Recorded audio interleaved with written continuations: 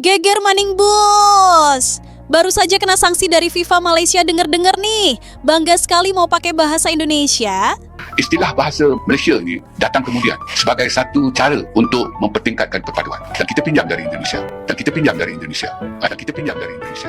Kembali dalam Buletin Awal ini, perkembangan bahasa Indonesia disifatkan berbeza dengan bahasa Melayu di Malaysia. Ketua Badan Pengembangan dan Pembinaan Bahasa Kementerian Pendidikan, Kebudayaan, Riset dan Teknologi Indonesia, Profesor Amin bin Aziz menjelaskan bahasa Indonesia katanya sudah jauh lebih berkembang daripada bahasa Melayu.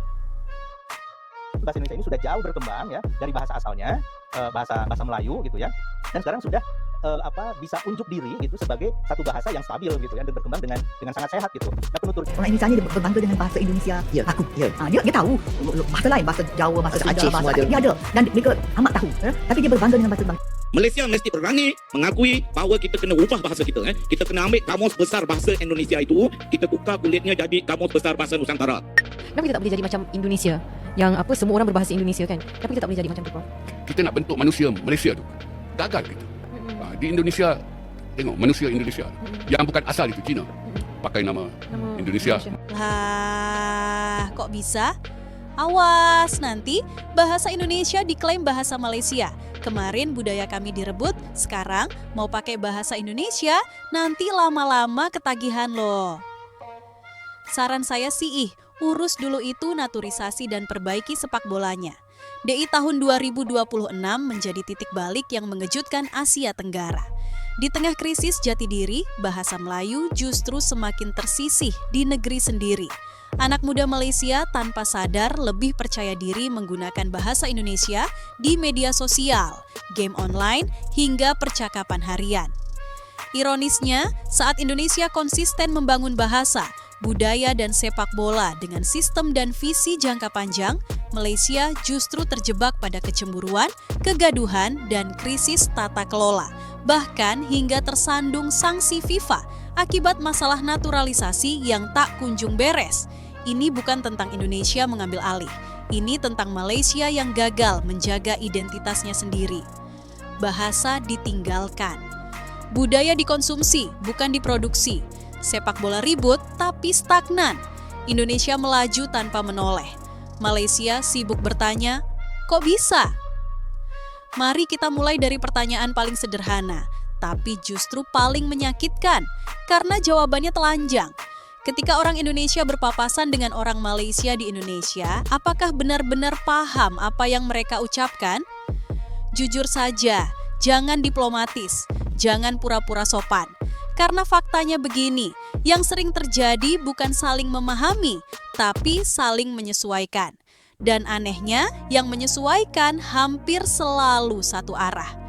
Orang Malaysia yang menurunkan ego, mengganti logat, mengganti kosakata, bahkan mengganti identitas linguistiknya demi bisa nyambung. Itu bukan kemampuan adaptasi, itu inferioritas yang sudah kronis. Dan tahun 2026 hanya memperjelas satu hal. Ini bukan lagi soal bahasa yang mirip, tapi soal siapa yang percaya diri dan siapa yang ragu pada dirinya sendiri. Invasi budaya atau kekosongan produksi. Malaysia suka menyebutnya invasi budaya Indonesia. Kata yang keren, dramatis, korban banget. Tapi mari kita bongkar pelan-pelan. Invasi itu terjadi kalau ada pemaksaan. Kalau yang datang justru diterima dengan senyum, dipakai dengan bangga, ditiru tanpa disuruh, itu bukan invasi. Itu kekosongan yang diisi. Bahasa Indonesia hari ini bukan mendominasi karena agresif, tapi karena hidup. Dinamis, fleksibel, lincah. Bisa masuk ke film, sinetron, YouTube, TikTok, game online, meme, bahkan trash talk Mobile Legends. Sementara bahasa Melayu Malaysia terlalu sering diperlakukan seperti artefak museum, disakralkan tapi tidak dipakai, dibanggakan di pidato tapi ditinggalkan di praktik. Anak muda Malaysia tidak dipaksa berkata capek banget. Mereka mengucapkannya karena terasa lebih hidup daripada padanan resmi yang kaku dan asing dari keseharian mereka sendiri. Ini bukan kesalahan Indonesia. Ini akibat negara yang gagal merawat bahasanya sendiri. Profesor bicara, negara gugup. Lalu muncullah pengakuan yang bikin elit Malaysia kelabakan. Seorang profesor Malaysia dengan jujur mengatakan bahwa bahasa Melayu telah kehilangan rohnya. bukan musuh yang bilang, bukan Indonesia, bukan netizen jahat, tapi orang dalam. Dan seperti biasa, kejujuran malah dianggap ancaman. Usulan agar bahasa Indonesia dijadikan bahasa resmi Malaysia meledak bukan karena substansinya, tapi karena ego nasional yang rapuh. Ini bukan soal benar atau salah. Ini soal, kok kita sampai di titik ini? Ketika seorang intelektual berani berkata, orang Malaysia turun di Jakarta, bahkan sebelum keluar pesawat sudah tidak berbicara bahasa Melayu.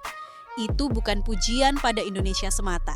Itu tamparan keras untuk Malaysia sendiri. Bahasa Indonesia, formal tapi tidak kaku, bandingkan pendekatan Indonesia. Di Yogyakarta orang bicara Jawa, di Padang Minang, di Makassar, Makassar. Tapi ketika negara bicara, bahasa Indonesia berdiri tegak sebagai pemersatu. Bukan bahasa yang dipaksakan, tapi bahasa yang diterima. Di Malaysia sebaliknya, bahasa Melayu di atas kertas mulia, di praktik sering kalah gengsi. Di parlemen, kertas kerja Melayu, pidato Inggris. Di bank, kontrak Inggris. Di GLC, rapat Inggris. Di institusi hukum, istilah Inggris. Lalu masih berani marah ketika bahasa Indonesia terasa lebih dominan di ruang publik regional? Maaf, itu bukan penjajahan budaya, itu kelalaian struktural. Budaya pop, Indonesia bekerja, Malaysia menonton Brunei, paham bahasa Indonesia bukan karena kurikulum. Malaysia paham bahasa Indonesia bukan karena perjanjian bilateral. Mereka paham karena menonton film Indonesia, sinetron Indonesia, YouTuber Indonesia, musik Indonesia, konten Indonesia. Sementara Malaysia lebih sering menjadi konsumen pasif, lalu kaget ketika lidah generasi mudanya lebih fasih berkata anjay daripada padanan lokalnya sendiri. Ironisnya, ketika pengaruh itu masuk tanpa paksaan, Indonesia yang dituding. Padahal yang absen adalah produksi budaya lokal yang kuat dan konsisten. Budaya tidak bisa dijaga dengan larangan. Budaya hidup karena diproduksi, dirayakan, dan dibanggakan. 80% sama, 20% petaka. Bahasa kita kan 80% sama. Kalimat malas. Kalimat orang yang tidak paham bahasa. Karena dalam bahasa, 20% bisa menghancurkan segalanya. Kasus punggung itu bukan lelucon receh. Itu simbol betapa kepercayaan diri linguistik yang lemah menciptakan kecanggungan sosial. Orang jadi takut bicara, takut salah, takut disalahpahami. Dan ketakutan itu justru mempercepat penyerahan diri ke bahasa yang dianggap lebih aman. Bahasa Indonesia, inferior di luar, gengsi di dalam ini bagian paling menyakitkan. Malaysia sering menuntut kaum lain menghormati bahasa Melayu. Tapi ketika berhadapan dengan Indonesia, logat langsung diganti, slang langsung diubah, sapaan langsung menyesuaikan, sementara pemimpin Indonesia tetap dengan bapak dan ibu. Tidak merasa perlu menurunkan identitas. Inilah hipokrisi linguistik. Gengsi di dalam negeri, inferior di luar. Dan bangsa yang inferior dalam bahasa akan inferior dalam hal lain. Cermin paling jujur, sepak bola. Sekarang kita masuk ke lapangan paling brutal, sepak bola. Malaysia hari ini sedang apa? Naturalisasi carut-marut, sanksi FIFA tata kelola federasi dipertanyakan, konflik internal liga tidak stabil, pembinaan mandek. Dan apa responsnya? Bukan introspeksi, bukan reformasi, tapi iri pada Indonesia. Indonesia membangun dengan struktur keberanian visi jangka panjang pembinaan usia muda liga yang dibenahi federasi yang berani berubah Malaysia, masih sibuk berdebat siapa yang salah sambil menunjuk keluar. Seperti dalam bahasa, Malaysia di sepak bola juga kehilangan arah karena kehilangan keyakinan. Indonesia tidak menang karena Malaysia lemah. Ini poin penting, Indonesia tidak unggul karena ingin menindas. Indonesia melaju karena berani percaya pada jati dirinya sendiri. Bahasa Indonesia dijaga, budaya diproduksi, sepak bola dibangun. Malaysia bukan kalah oleh Indonesia. Malaysia kalah oleh ketidakyakinannya sendiri. Kalah dalam bahasa karena tak dijaga. Kalah dalam budaya karena tak diproduksi. Kalah dalam sepak bola karena tak dibenahi. 2026 Tahun siapa? Jadi, apakah 2026 akan menjadi tahun kejayaan bahasa Indonesia di ASEAN? Jawabannya sederhana dan pahit bagi sebagian pihak. Ya, jika Malaysia terus menyangkal masalah internalnya sendiri. Karena bangsa yang tidak percaya pada bahasanya, tidak bangga pada budayanya, dan tidak berani membenahi olahraganya, akan selalu hidup dalam bayang-bayang bangsa yang berani melakukannya. Indonesia tidak meminta dominasi, Indonesia hanya berjalan. Dan yang tertinggal akan selalu merasa dikuasai Asia Tenggara dan kompleks inferior yang tak pernah sembuh. Masalah terbesar Malaysia, dan ini harus diucapkan keras-keras, bukan Indonesia yang terlalu dominan. Masalah terbesar Malaysia adalah ketakutan untuk berdiri sebagai dirinya sendiri. Ini bukan fenomena baru, ini penyakit lama. Penyakit pasca kolonial yang tidak pernah benar-benar disembuhkan, hanya ditutup bedak nasionalisme instan. Di depan kamera bicara soal kedaulatan bahasa, di belakang meja dokumen Inggris, di media sosial marah pada Indonesia, di kehidupan nyata logat Indonesia dipakai tanpa sadar. Itu bukan strategi, itu kebingungan identitas. Dan bangsa yang bingung soal identitas akan selalu sibuk mencari kambing hitam. Hari ini kambing hitamnya Indonesia, besok bisa negara lain, tapi penyakitnya tetap sama. Bahasa tidak pernah menang karena dipaksa. Mari kita luruskan satu hal yang sering disalahpahami Malaysia. Bahasa Indonesia tidak menang karena dipromosikan secara agresif ke luar negeri. Bahasa Indonesia menang karena dipakai dengan percaya diri di dalam negeri. Ini beda kelas. Indonesia tidak melarang bahasa daerah, tidak memusuhi logat lokal, tidak alergi slang. Justru dari situlah kekuatannya. Bahasa Indonesia hidup karena dibiarkan hidup, berkembang, berantakan, kadang tidak baku, kadang ngawur, tapi nyata. Malaysia sebaliknya, bahasa Melayu dijaga seperti porselen antik, takut retak, takut salah, takut kotor. Akhirnya apa? Orang enggan memakainya dalam kehidupan nyata. Bahasa yang terlalu disucikan akan ditinggalkan oleh penuturnya sendiri. Ketika negara tidak memberi contoh, jangan salahkan rakyat ini, poin yang sering dilompati oleh elit Malaysia. Mereka suka menyalahkan generasi muda. Anak sekarang tak hormati bahasa Melayu. Pertanyaannya sederhana, siapa yang memberi contoh? Kalau di parlemen saja bahasa Melayu tidak dipakai secara konsisten, kalau di pengadilan istilah Inggris dianggap lebih sah, kalau di bank bahasa Inggris dianggap lebih profesional, lalu dengan wajah apa negara menuntut rakyatnya setia? Bahasa bukan soal undang-undang, bahasa soal keteladanan. Indonesia paham itu, Malaysia terlalu lama mengabaikannya. Dari bahasa ke bola, polanya sama, lukanya sama. Sekarang kita tarik garis lurus. Bahasa dan sepak bola di Malaysia punya pola kegagalan yang identik.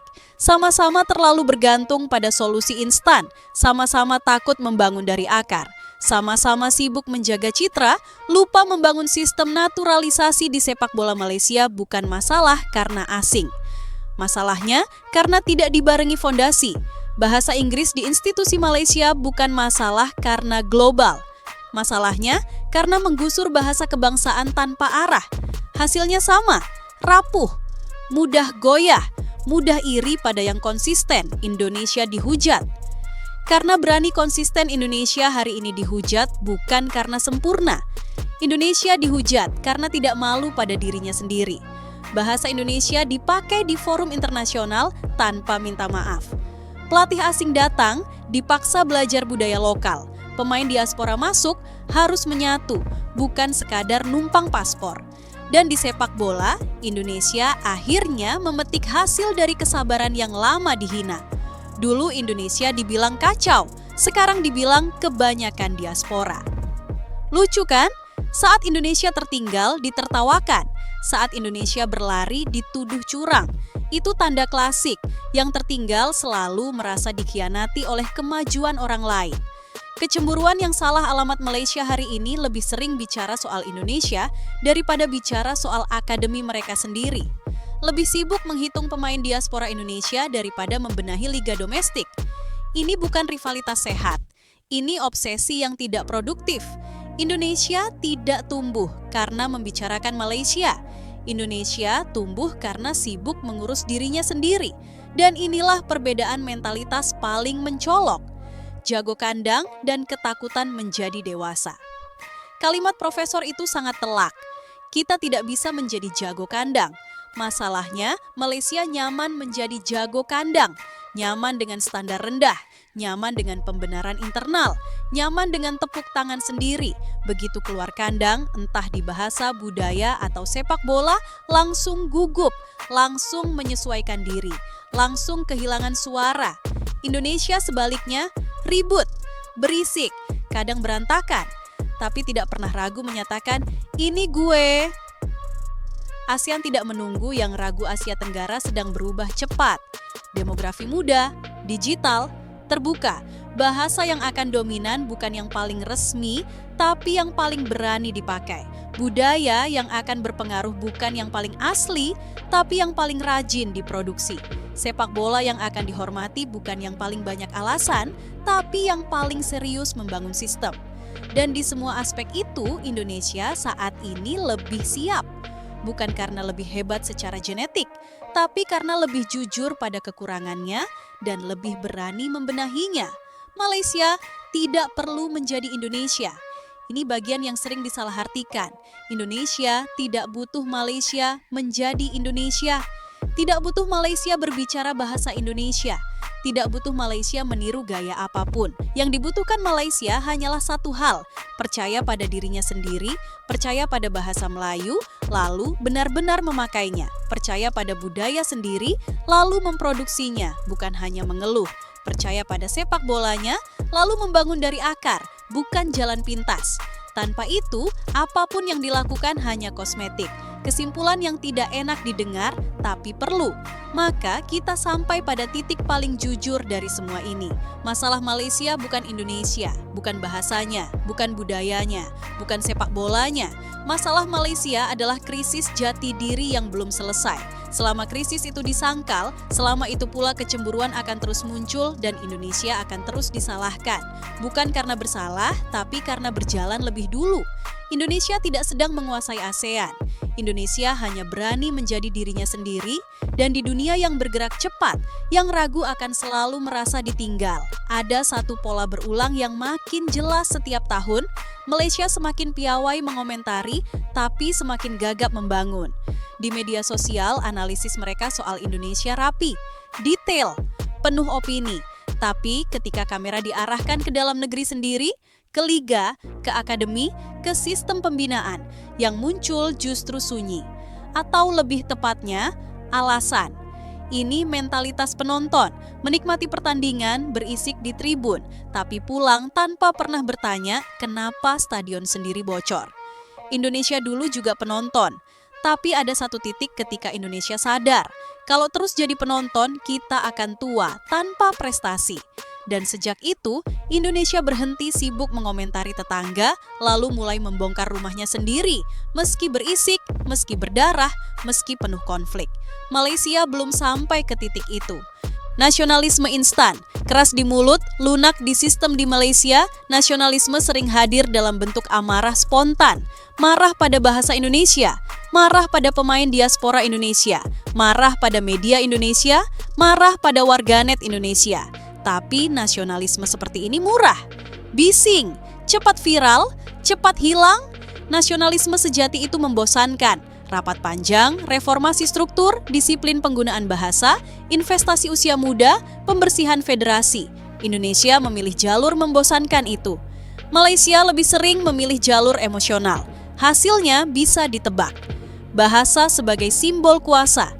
Siapa yang percaya dia menang bahasa bukan sekadar alat komunikasi. Bahasa adalah simbol kuasa.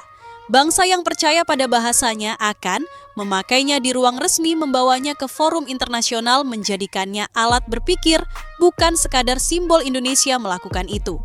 Malaysia setengah-setengah. Setiap kali Malaysia lebih memilih bahasa Inggris di ruang resmi, pesan yang dikirim ke rakyatnya jelas, bahasa kita tidak cukup.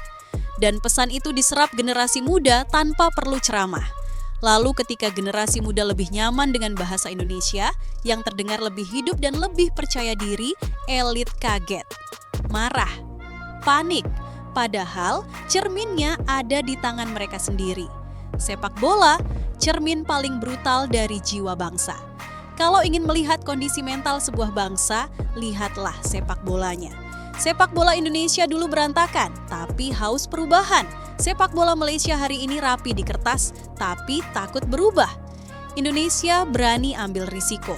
Ganti pelatih, reformasi Liga Transparansi, dorong pemain muda, tarik diaspora dengan seleksi ketat Malaysia. Masih terjebak dalam konflik elit, tarik-menarik kepentingan, dan jalan pintas yang akhirnya makan diri sendiri sampai FIFA turun tangan. Dan di titik itu, alih-alih refleksi, yang muncul justru kecemburuan.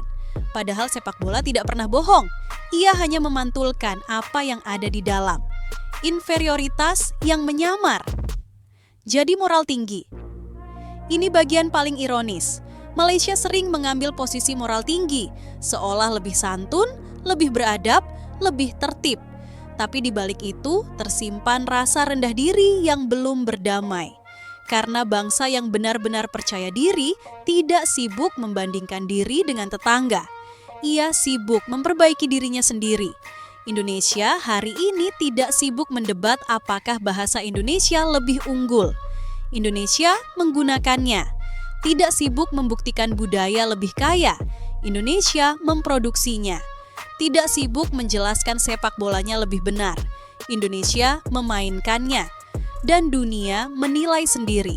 ASEAN tidak butuh bangsa yang paling ribut Asia Tenggara ke depan, tidak akan dipimpin oleh bangsa yang paling keras teriakannya.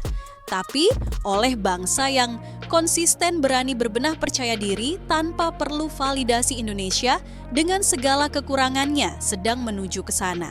Bukan tanpa kritik, bukan tanpa masalah, tapi dengan satu modal penting, keberanian mengakui dan memperbaiki diri.